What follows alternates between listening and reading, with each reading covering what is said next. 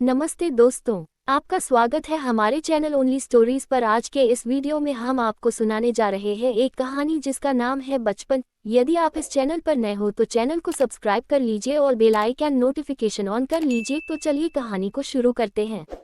बचपन पाठ की लेखिका कृष्णा सोबती जी हैं। ये पाठ मुख्य रूप से एक संस्मरण लेखिका की बचपन की यादें हैं।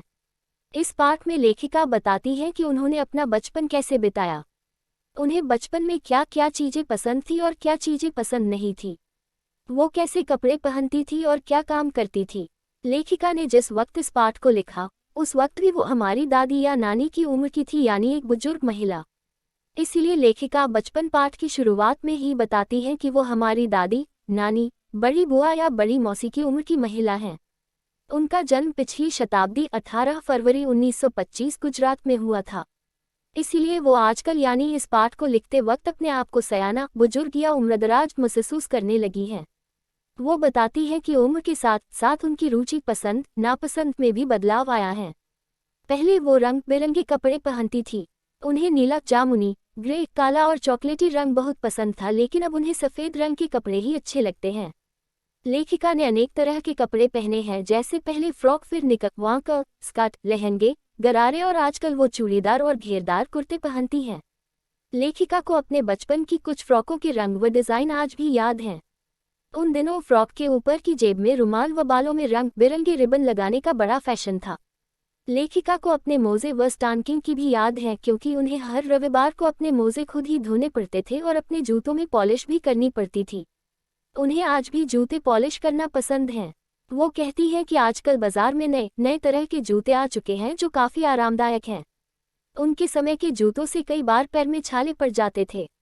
इन छालों से बचने के लिए वो अपने जूतों के अंदर रुई रख लिया करती थी। लेखिका कहती है कि बच्चों, मेरे और तुम्हारे बचपन में काफ़ी फर्क आ चुका है।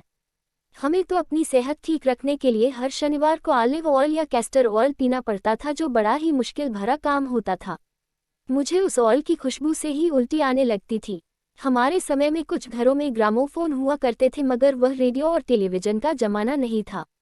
बचपन में हम कुल्फी खाते थे, लेकिन अब आइसक्रीम का जमाना है। हम कचौड़ी, समोसा खाते थे, लेकिन अब उसकी जगह पैटीज आ गई हैं। हम शहतूत, फालसे और खसखस का शरबत पीते थे, लेकिन अब पेप्सी और कोक का जमाना आ गया है। बचपन में लेखिका और उनके भाई बहनों की शिमला माल से ब्राउन ब्रेड लाने की ड्यूटी लगती थी, जो उनके घर के पास ही था। लेखिका और उनके भाई बहनों को हफ्ते में एक दिन चॉकलेट खाने की भी छूट थी। सभी भाई बहनों में लेखिका के पास ही सबसे ज़्यादा चॉकलेट व टॉफ़ी हुआ करती थी। लेखिका को चना जोर गरम और अनारदाने का चूर्ण भी बहुत पसंद था। लेखिका ने अपने बचपन में शिमला रिज में बहुत मज़े किए। उन्होंने वहाँ घोड़े की सवारी का आनंद उठाया।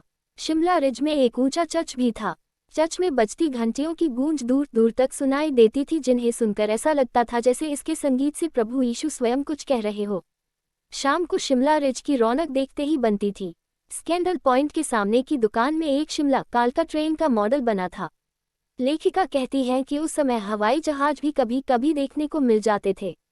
उन हवाई जहाज़ों को देखकर ऐसा लगता था मानो पंख फैलाकर कोई भारी भरकम पक्षी उड़ा जा रहा है। गाड़ी के मांडल वाली दुकान के साथ ही एक और दुकान थी, जहां लेखिका ने अपना पहला चश्मा एक अंग्रेज डॉक्टर से बनवाया था। शुरू में लेखिका को चश्मा पहनने में कुछ अटपटा लगता था। हालांकि डॉक्टर ने उन्हें आश्वासन दिया था कि थोड़े दिनों में ही उनका चश्मा उतर जाएगा, मगर आज तक भी उनका चश्मा नहीं उतरा है। लेखिका इसके लिए खुद को ही जिम्मेदार मानती है, क्योंकि वह दिन की रोशनी में पढ़ने के बजाय रात में टेबल लैंप में पढ़ना ज़्यादा पसंद करती हैं। लेखिका ने जब पहली बार चश्मा लगाया तो उनके चचेरे भाई ने उन्हें लंगूर कहकर चिढ़ाया, लेकिन धीरे धीरे चश्मा उनके चेहरे के साथ घुल मिल गया। अब तो उन्हें बिना चश्मे के अपना चेहरा अच्छा नहीं लगता है। लेखिका को अब हिमाचली टोपियों पहनना पसंद है, इसीलिए उन्होंने अपने लिए कई रंग की टोपियों खरीद ली हैं। यदि आपको कहानी अच्छी लगी तो चैनल को सब्सक्राइब करें और लाइक और कमेंट करना न भूलें।